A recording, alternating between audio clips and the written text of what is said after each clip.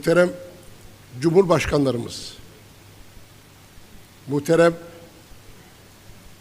İstanbul Valimiz, muhterem Dışişleri Bakan Yardımcımız, saygıdeğer Nobel ödüllü medar-ı iftiharımız Profesör Doktor Aziz Sancar,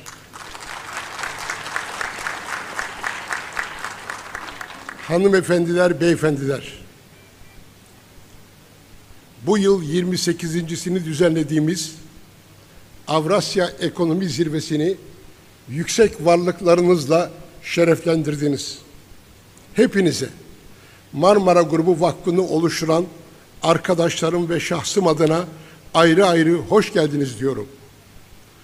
Cumhurbaşkanlarını, siyaset ve devlet insanlarını, kanaat önderlerini, akademisyenleri, iş dünyasının liderlerini ve gençlerimizi misafir etmenin yüksek mutluluğu içindeyiz. Malumlarınız olduğu üzere Marmara Grubu Vakfımız bu yıl 40. yılını idrak etmiş bulunmaktadır. Vakıfta 40 yıl, Avrasya Ekonomi Zirvelerinde ise 28 yıl. Sürekli, düzgün ve itibarlı bir çizgi, teşriflerinizle onurlandırdığınız Avrasya Ekonomi Zirveleri bugün küresel bir marka haline gelmiş bulunmaktadır. Küreselleşmenin yeni bir akla, yeni bir dile ve cesur adımlara ihtiyacın olduğu günümüzde sivil düşüncenin, sivil toplumun önemini ortaya koyması açısından birlikteliğimiz önemlidir.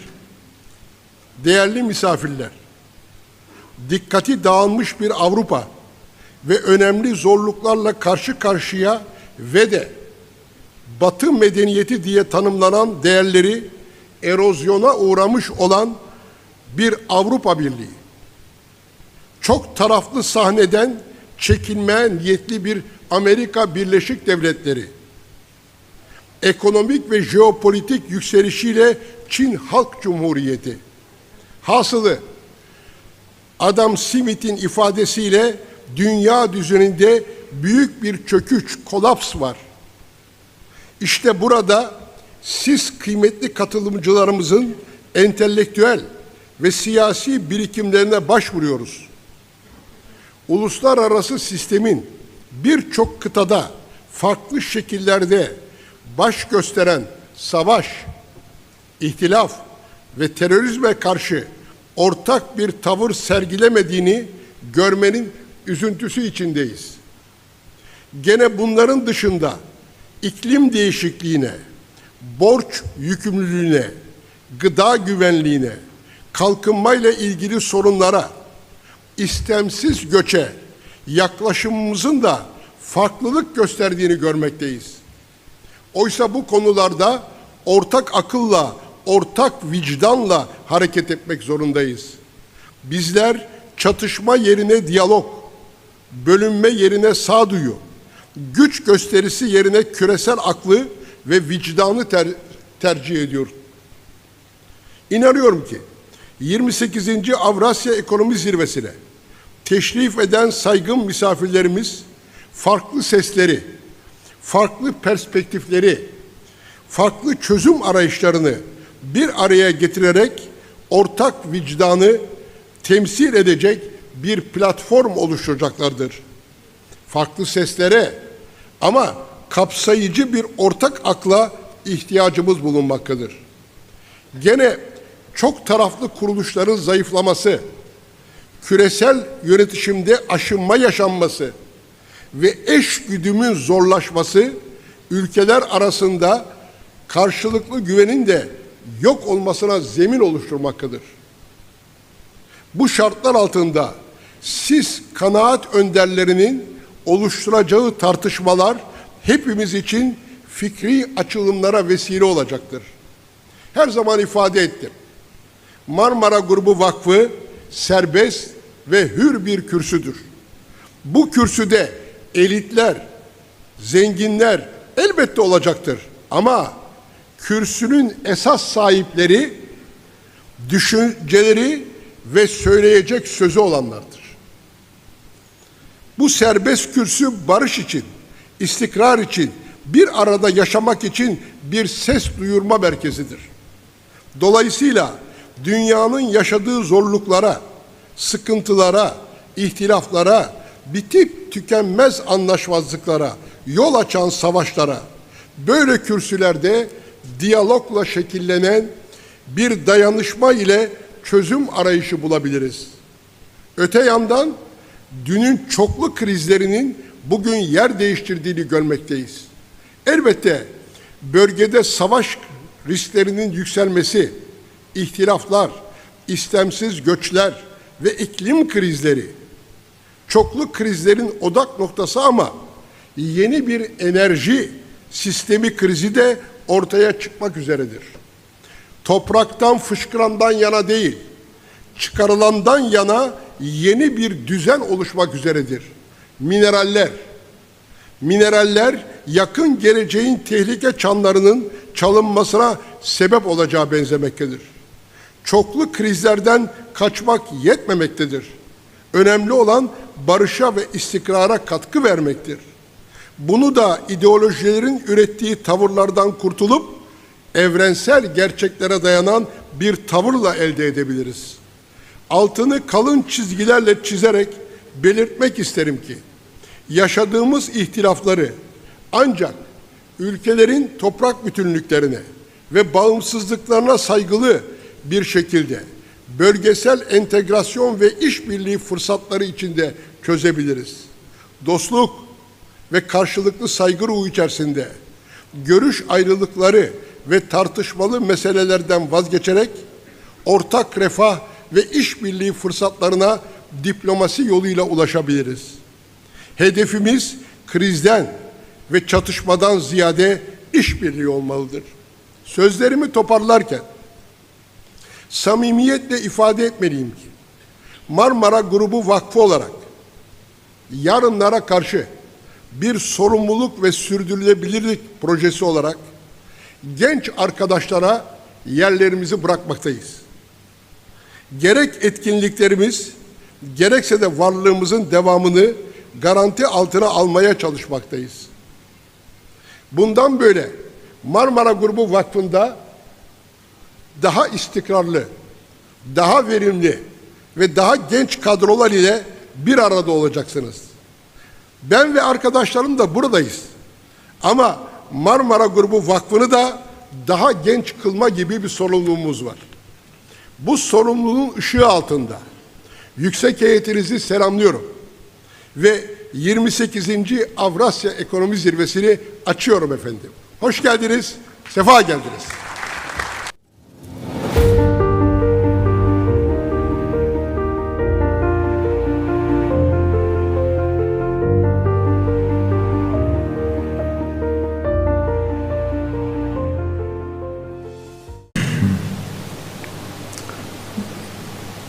Teşekkür ederim. Ben bugünkü konuşmamı dün verdim ama istek üzerine tekrar vereceğim.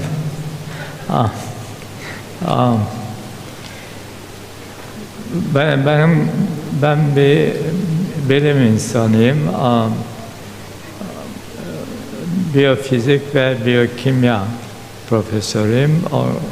Bu alanda 40 yıl çalıştım. Fakat onun yanında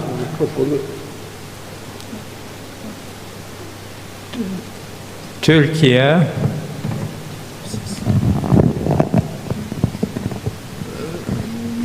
ve genel olarak Türk dünyası benim için çok önemlidir.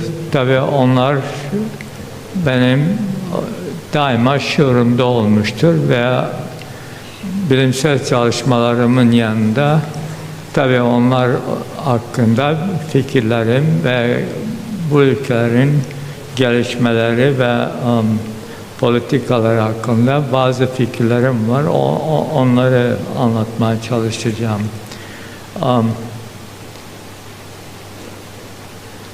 İlk demek istediğim şey şudur.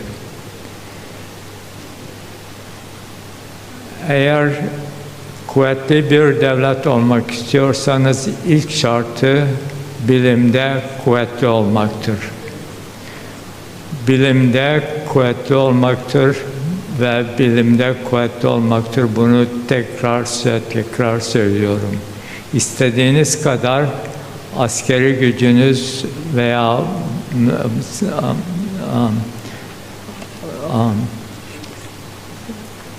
imkanlarınız olsun.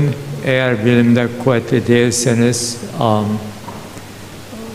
eninde sonunda dünya yüzünden silinirsiniz. Kısaca bir tarih özeti vereceğim. 1800'lerde İngiltere bilimde çok ileriydi ve İngiltere dünyaya hakimdi.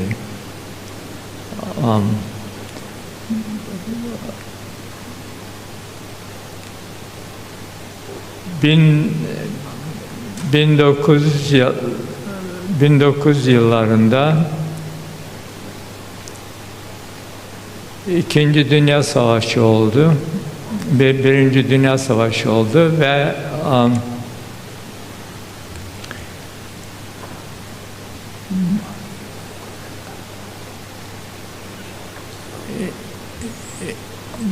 İngiltere, Fransa ve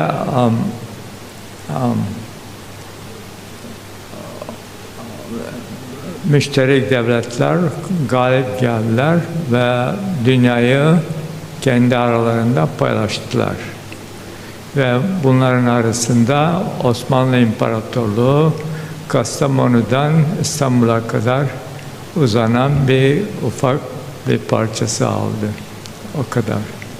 Ve bu tabi Türkiye Cumhuriyeti'nin kabul edeceği bir şey yoktu. Ve Türkiye Cumhuriyeti yoktu o zaman. Osmanlı İmparatorluğu'nun ve Osmanlı İmparatorluğu demeyeyim, Türkiye'nin ileri görüşlü insanları ve onların başında Mustafa Kemal Atatürk İstiklal Savaşı'nı yaptı ve onun sayesinde modern Türkiye'yi kurdular. Şimdi bunu ilkokulda öğretiriz. Fakat şu konuyu vurgulamak lazım. Onu pek vurgulandığını görmedim. Kurtuluş Savaşı'nın en kritik harbi Sakarya Savaşı'ydı. Düşman toplarının sesleri Ankara'da duyuluyordu. O kadar yaklaşmışlardı ve o sırada biz Sakarya'yı müdafaa ederken Atatürk'ün görev verdiği Milli Eğitim Çalıştayı Ankara'nın ufak bir apartmanında gelecek devletin milli eğitim programını çizgiliyordu. Ve biliyorlardı ki bu savaşı kazanabiliriz ama bilime vermeden aynı şekilde devam edersek en de sonunda tekrar yeniliriz. Ve o bakımdan Cumhuriyet kurulduktan sonra Türkiye Cumhuriyeti bilime öncülük verdi ve bilim sayesinde, o öncülük sayesinde benim gibi Savur'un, Mardin, Türkiye'nin en ücra köşelerinden birinde Savur'da Suriye'den sanırım 50 kilometre uzakta Suriye sınırından bir insan Batı seviyesinde eğitim gördü. Benim Fransızca öğretmenim Fransa'da yetişmişti. Türktü ama Fransa'da öğretmenlik öğrenmişti. O bakımdan güzel eğitim gördük ve Türkiye onun sayesinde bugünkü Türkiye oldu. Ondan sonra İkinci Dünya Savaşı başladı.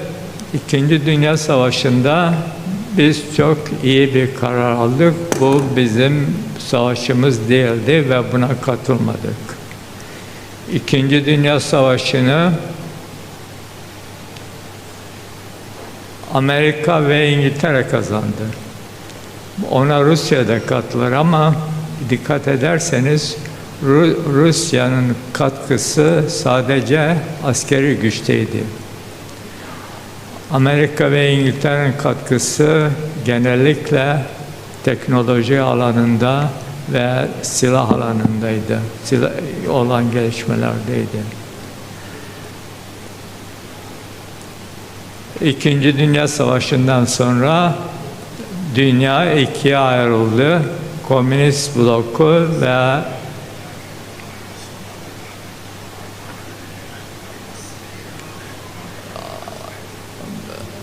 bağımsız devletler bloku diyebilirsiniz ama gerçekte Amerika'nın hakimliği altında olan bir bloktu. Öteki dünyanın ülkeleri aşağı yukarı Amerika tarafından yönetiliyordu. Ve bunun sebebi Amerika'nın bütün İkinci Dünya Savaşı'na katılan devletler arasında bilim alanında en ileri devletti. Ve biliyorsunuz savaşın neticelenmesi atom bombasının atılmasıyla oldu. İkinci Dünya Savaşı'ndan sonra 1945'ten sonra 1970'e kadar veya 2000'e kadar diyebilirim, Amerika dünyaya hakim oldu. Ve Amerika dünya hakim olmasının bir sebebini de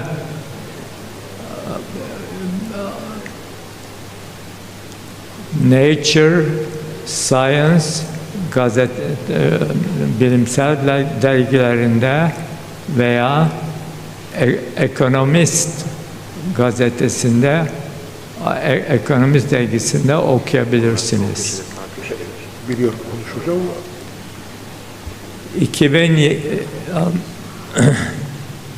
1997 yılında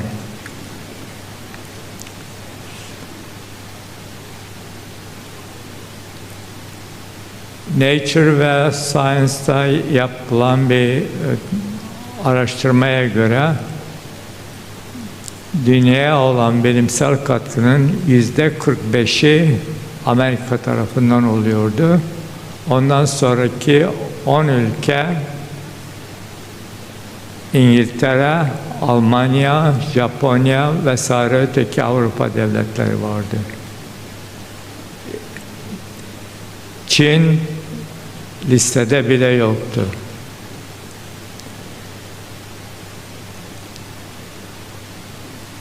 ...2017'de... ...2000 civarında... ...listede olmayan Çin... ...2017'de... ...ikinci sıraya sıçradı. Ve bunun bir sebebi, en önemli sebebi, adını iyi söyleyemiyorum, Deng Xiaoping'in meşhur bir sözü var.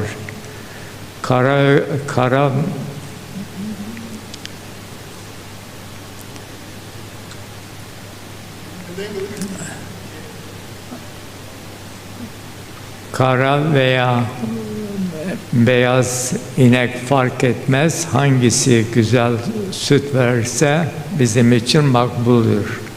Ve o düşünüşle onların araştırma sistemini ve ekonomilerini liberalleştirdiler ve bilimde büyük katkılar yaptılar.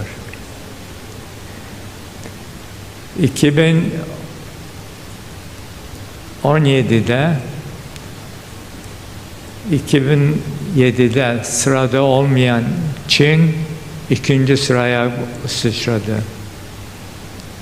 Ve 2020'de bu yıldaki Science, Nature ve Economist magazinlerini okursanız Çin Amerika'yı geçmiş durumda. Geçtiği konularda teknoloji,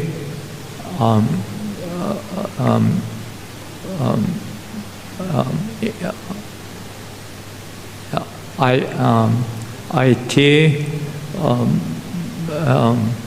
microchip vesaire ve temel bilimler.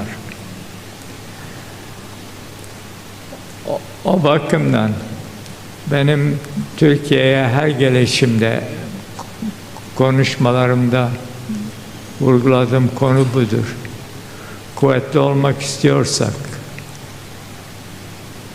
bilime her şeyden önce çok önem vermemiz lazım. Özellikle çocuklarımıza ilkokuldan başlayarak bilim öğretmemiz lazım ve bilim öğretmek sadece teorik kitaplar okumakla olmaz. Bilim öğrenmek demek, deney yapmak demektir. Çocuklarımıza çok erken yaşlarda deney yapmayı öğretmemiz lazım. Bunu tekrar söylüyorum ve ikincisi de İkinci Dünya Savaşı'nın bir sonucu tabii Rus İmparatorluğu'nun tekrar kurulması ve Sovyet blokunun, Komünist blokunun yaratılmasıydı. Ve tabii o 1999'da çöktü ve bizim bakımımızdan çok güzel bir netice oldu. Sovyet Sosyal Cumhuriyetler Birliği'nde olan Türk devletleri bağımsızlıklarını kazandılar. Ve şu anda artık sayıları değişir. 200 bin ile 300 bin arasında bağımsız Türk devletleri vardır. Ve bunlar güçlerini birleştirir ve bilime önem verirlerse bu Türkiye'de ve Türk dünyası da kalkınır ve biz dünyada bir güç oluruz. Bunları bir kere dün söyledim, tekrar söylemek biraz zor oluyor ama tekrarladım istek üzerine. İnşallah faydası olur. Buradaki Türk kardeşlerime, Azerbaycanlılara, Özbekistanlılara, Kazakistanlılara ve Kırgızistan, Türkmenistan kardeşlerime özellikle birleşme konusunda ve beraber çalışma konusunda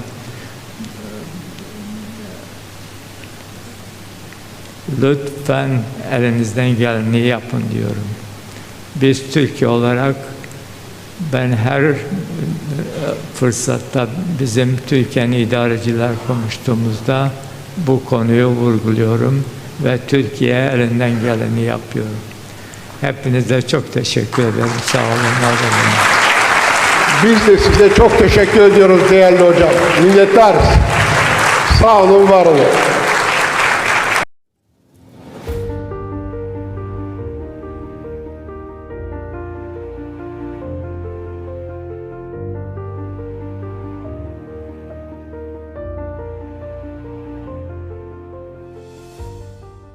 Çok değerli büyükelçiler, Dışişleri Bakanlarımız, hepinizin huzurunda bu ödülü almaktan çok mutluyum. Ama tabii başka bir mutluluğumuz da sevgili Meclis Başkanımız Hikmet Çetin. Doğrudur, aynı mektepteniz. İki okuldan, yani aşağı yukarı aynı duvarlarda yetişmişiz. Bu şu demektir: Türkiye'nin dostları vardır. Bu dostların birçoğu hissidir. Bizim için çok kıymetlidir. Yani duygularıyla aziz vatanımızı, sevgili milletimizi seven, anlayan, anlamasa bile anlamadan önce seven duygusal bağlılık önemli.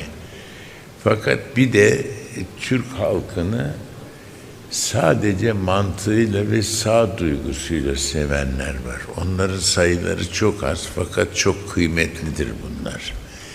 Bir tanesi bizim ikimizin ömrümüzü geçirdiğimiz duvarları ören Bruno Taut. 20. yüzyılın büyük mimarı, Hitler'den bize sığındı. Onun Türkiye'ye ve Atatürk'e büyük saygısı ve sevgisi vardı.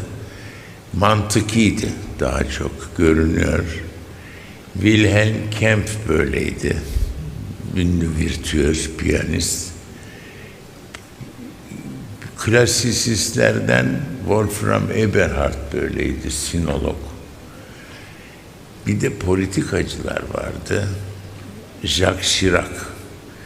Jacques Chirac Türkiye'yi hisleriyle falan sevemez. Kimseye o kadar tutulmaz o. Fakat mantığı çok derin bir Fransızdı. Ve Türkiye'ye bağlılığı hissi olmaktan çok mantıkiydi. Onun Türkiye'deki en iyi dostu da Demirel'di. Çünkü kafaları uyuşuyordu. Kelime hazineleri uyuşuyordu. Yapay zekanın tercüme edemeyeceği bir zengin lisanları vardı. Bu çok önemlidir. Ve bir de bilim adamlarımız var. Andreas Titze, Jill Weinstein. Bunlar hisler olarak bağlanacak adamlar değiller Türkiye'ye. Fakat Bernard Lewis de bunların en başta geleniydi. Bernard Lewis soğukkanlı, kendi toplumunu bile acımasızca tenkit eden bir portredir ve Türkiye'yi severdi, sadıktı. Türklerin meziyetlerini anlamış biriydi. Bundan iftihar ederim. Çünkü Bernard Lewis demek binlerce sayfa ile Türkiye tarihinin tarihteki yerini, Türklerin tarihteki rolünü ortaya koyan biri. O güzel, sade ama zengin İngilizcesiyle bunu dünyaya da empoze etti. Ve Bernard Lewis çok garip bir şekilde Türkiye'ye düşman olan bazı angaje gruplarında düşmanlığını çekti. Adeta onun bizi savunmasına, müdafaa etmesine tahammül edemediler. Halbuki o bunu hissi olarak yapmıyor, bilim olarak yapıyor. Onun tarihçiliğiyle müthiş bir filolojik bilgisi vardı. Müthiş bir edebiyat bilgisi vardı. Çok uzun zamanlar görüştük. Görüştüğümüz zaman hiç Osmanlı tarihi de konuşmazdı, onu da söyleyeyim. Konuşacak başka şey vardı çünkü.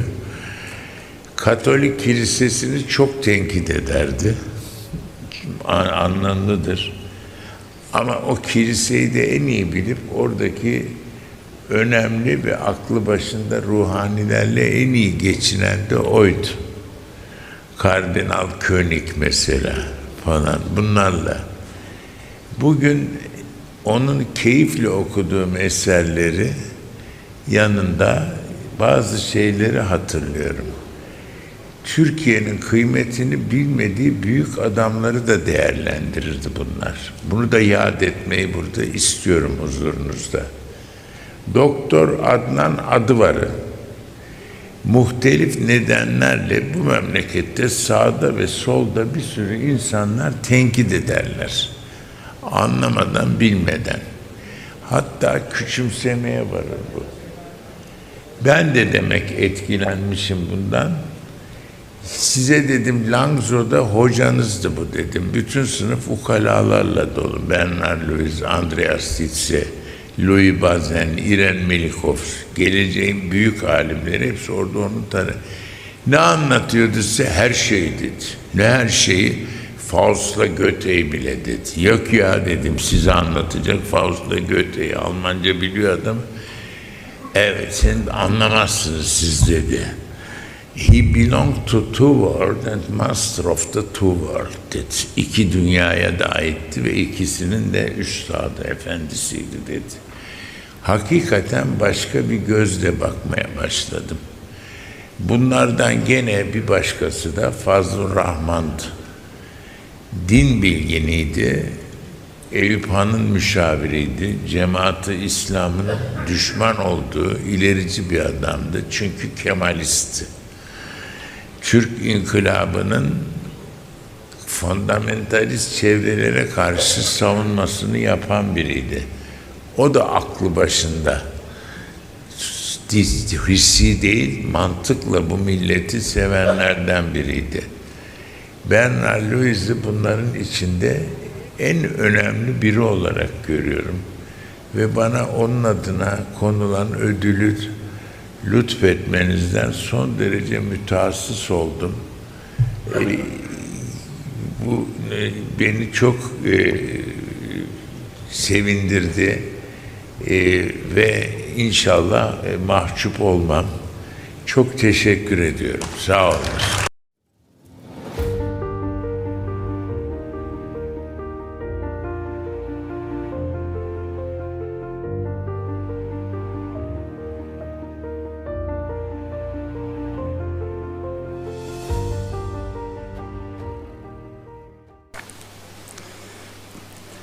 Değerli Cumhurbaşkanları, arkadaşlarım, hepinizle vaktiyle hep beraber olduk. Muhterem katılımcılar, Marmara Grubu Vakfı'nın değerli başkanı Doktor Hakan Süver Bey ve arkadaşları, önce hepinize en iyi dileklerimi de selamlıyorum ve tebrik ediyorum. 28. kez Hakan Bey ve arkadaşları herkesi İstanbul'da bir kez daha bir araya getirdiler ve her sene olduğu gibi bu sefer de yine dünyanın önemli gündemlerinden birisi olan barışçıl çözümler, barışı nasıl yeniden kurarız konusu hakkında herkesin tecrübesini, fikirlerini burada en güzel şekilde anlatmalarını temin ettiler. Bundan dolayı çok teşekkür ediyorum. Ayrıca bugün Nobel ödülü sahibi Sayın Aziz Sancar'ı dinlemekten de çok memnun oldum. Aziz Bey sadece Türk gençliği için değil, bütün bir Türk dünyası için ilham kaynağı. Aynı şekilde burada diğer ödül alan çok değerli kişiler ve kurumlar, hepsini onları da çok tebrik ediyorum. Şu bir gerçek ki, bilim, sanat, kültür, bunlar aslında bir ülkeyi besleyen esas damarlardır. Bir ülkenin esas zenginliği aslında buradan gelmektedir. Buna diplomaside soft power diyoruz. Bu öyle bir güç ki, öyle bir zenginlik ki ülkelere itibar sağlar, ülkelere büyük saygınlık sağlar. Askeri gücün yapamadığı etki alanını bütün çevresinde oluşturur. O bakımdan bilim, sanat, kültür, spor alanlarındaki bu başarıları ödüllendirmenizi de doğrusu çok gerçekten takdir ediyorum. Kıymetli misafirler, bu toplantıda ve farklı platformlarda sık sık tekrar edildiği gibi uluslararası sistem şu anda çok zor bir dönemeç geçiriyor. Aslında birçok bugünün devlet adamları sistemin çöktüğünü de açık açık birçok vesilelerle söylediler. Çok krizler, çoklu krizler ve yüzünü farklı şekillerde gösteren savaşlarla karşı karşıyayız. Aslında kriz ve savaş durumları biz eski cumhurbaşkanları için yeni bir konu değil. Vaktiyle Körfez Savaşı'ndan Balkanlardaki Bosna Savaşı'na, Afganistan'a askeri müdahaleden Irak'ın işgaline kadar birçok zor konularla hep uğraştık. Yeri geldi önemli kararlar aldık. Soğuk Savaş'ın ardından daha barışçıl bir dünya düzenini beklerken bu kriz ve savaşlar bir nokta şok etkileri yarattılar. Ancak sonunda sağduyunun kazandığı barışçıl çözümlere de ulaşıldı. Bugün ise görüyoruz ki benzer bir sağduyu ortamı dünyada gözükmüyor. En üzücü ve tehlike olan da bu. Dünya tahayyüllere sığmayacak kırılganlıklarla karşı karşıya. Bir taraftan Batı'yı ve Avrupa'yı derinden etkileyen Kırım'ın haksız ve hukuksuz işgali ve sonradan göz göre göre engellenemeyen Rusya-Ukrayna savaşı, Avrupa'daki gergin ortamın İkinci Dünya Savaşı öncesi tabloyu hatırlatması, bu sene 40. yılı kutlanan Helsinki Nihai Senedi'nin temellerini oluşturduğu devletlerin egemen eşitliği, sınırların dokunulmazlığı, iç işlerine karışmama, toprak bütünlüğü ve insan haklarına ve temel özgürlüklere saygı gibi ilkelerin hepsinin aşındırılması. Sadece Rusya-Avrupa arasında değil, Avrupa'nın kendi içinde yaşadığı gerginlikler ve Transatlantik İttifakı içinde yaşanan çatlaklar. Diğer taraftan Orta Doğu'ya da baktığımızda maalesef Filistin ve Gazze'de yaşanan soykırım, yıkım tarihe kara bir leke olarak geçti. Çoğu masum çocuk, kadın, 50 bini geçen, 60 binlere yaklaşan ki sayılan rakam bu, sayılmayan rakamlar var. Filistinlilerin sistemli bir şekilde öldürülmesi. Gazze halkının İsrail hükümeti tarafından gıda başta olmak üzere insani bütün yardımların ulaşmalarının engellenmesi. Bölgenin vaktiyle iki devletli bir çözüme kavuşturulamamış olmasından dolayı kangren haline gelmesi. Bu durum maalesef sadece Orta Doğu'da değil, dünyanın birçok köşesinde de radikalleşmelerin ana kaynağı ve konusu olarak devam etmekte. Kıymetli misafirler, daha barışçıl bir dünyaya doğru gitmemiz gerekirken, savaşların ve krizlerin daha yoğun, daha acımasız ve sivillerin güvenliğini hiçe sayan bir tabloyla karşı karşıyayız. Tabii çatışmalar sadece sahada, silahla da olmuyor. İklim krizi, orman yangınları, su konuları, bunlar hepsi ayrıca biraz savaş şeklinde karşımıza çıkıyor ve büyük yıkıcılıkları içinde barındırıyor. Yine hibrit savaşlar, siber savaşlar, hatta seçim öncesi ülkelerin iç meselelerine kadar karışacak kadar müdahaleler, savaşların başka bir boyutu olarak da gözümüzün önüne geliyor. Son dönemde bir de ticaret savaşları ortaya çıktı ki bu sadece Amerika Birleşik Devletleri'nde değil, bütün dünyada etkisini muhakkak zamanla gösterecek. Değerli konuklar, bu kadar olumsuzluklar ve belirsizliklerle çevrili bir ortamda durup hatırlanması gereken çok önemli bir gerçek var. O da şu: savaşı önlemenin maliyetinin savaşın çıkması ve sonrasındaki maddi ve manevi insani maliyetten her koşulda çok daha düşük olması. Savaşı önlemek için harcadığımız enerji bazen yeter artık, dayanamıyorum, sabır bitti denir. Halbuki sonuna kadar siyasi iradeleri kullanmak gerekir. Çünkü savaşın maliyeti gerçekten çok daha büyük olarak her zaman karşımıza çıkıyor. Çatışma bir çıktı mı, barışa gidecek süreçte yıllar ve çoğu zaman da daha uzun yıllar alıyor. Kronik, donmuş meseleler haline geliyor. Savaş öncesi duruma ise tam anlamıyla dönülmesinin garantisi hiçbir zaman ortaya çıkmıyor. Dolayısıyla savaşın ve sonrasının ağır yükü hep akıllarda tutulmalı. Bugün karşı karşıya kaldığımız Rusya-Ukrayna savaşında, İsrail-Filistin savaşında bütün bunlar yaşanıyor.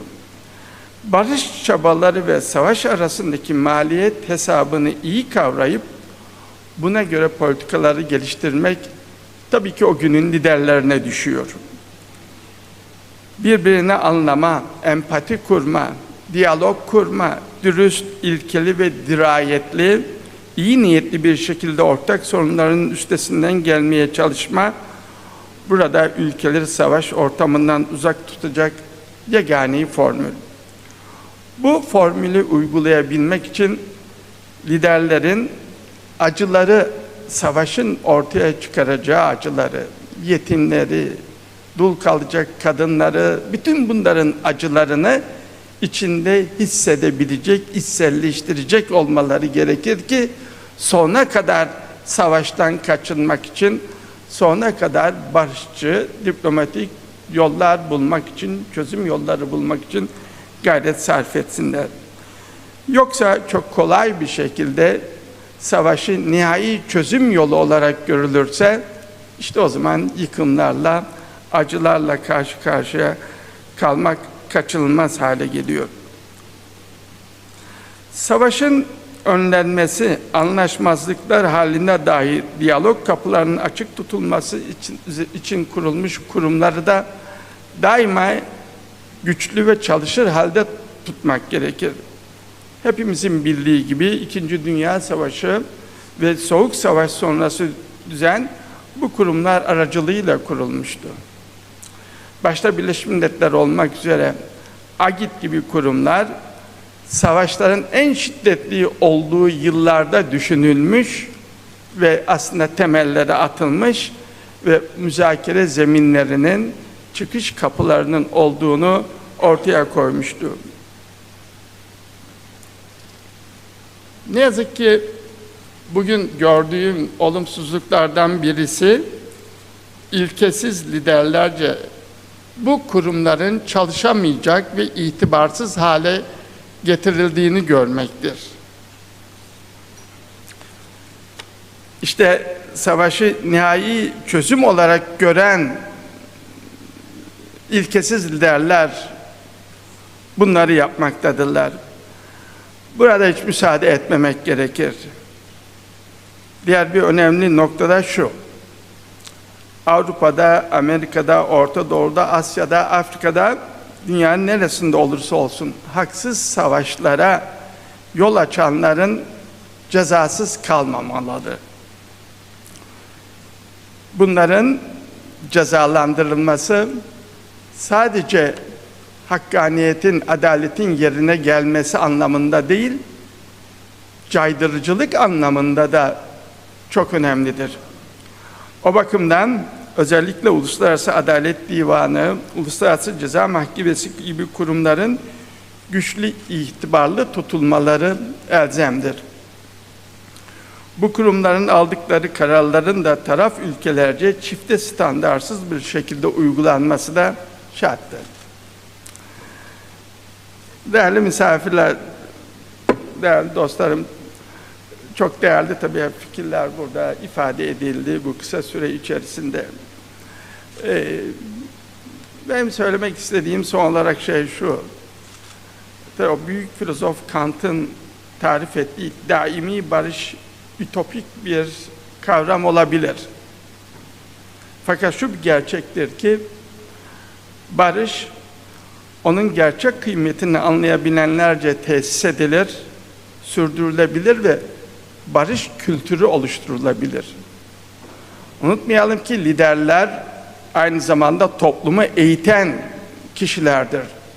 Dolayısıyla onların konuşmaları ve onların sağlam argümanları ülkeler içerisinde de, bölgelerde de, dünyada da barışın daima önemini hatırlatır ve barışın önemini bilenler, savaşın yıkıcılığını bilenler o zaman hem kendi halklarını hem insanlığı bu tip felaketlerden uzak tutarlar. Barışa şans vermek her konuda daha az maliyetli ve güvenli olacaktır. Siyasi tarihe baktığımızda bunun örneklerinin ne kadar çok ve acı olduğunu hepimiz biliyoruz. Ben bir kez daha Marmara Vakfı'na teşekkür etmek istiyorum. Gerçekten onlarca yıl, 28 yıl demek, 28. kez demek kolay değil. Her seferinde siz değerli dostlarımız, başkaları hep itibar edip geliyorlar, fikirlerini paylaşıyorlar. Şunu da biliyoruz ki burada dile getirilen fikirler, görüşler sadece burada kalmıyor. Daha sonra Marmara Vakfı bunları en güzel şekilde birkaç dilde onları kitaplaştırıyor. Bugünün karar vericilerine buradaki fikirleri, buradaki konuşulan, buradaki tavsiyeleri en uygun şekilde ulaştırıyorlar ve ümit ediyoruz ki tabii ki onlar da yeri geldiğinde bunlardan hep faydalanacaklar. Bir kez daha hepinize teşekkür ediyorum ve barışın hep ülkelerimizde, dünyada daim olmasını diliyorum. Sağ olun.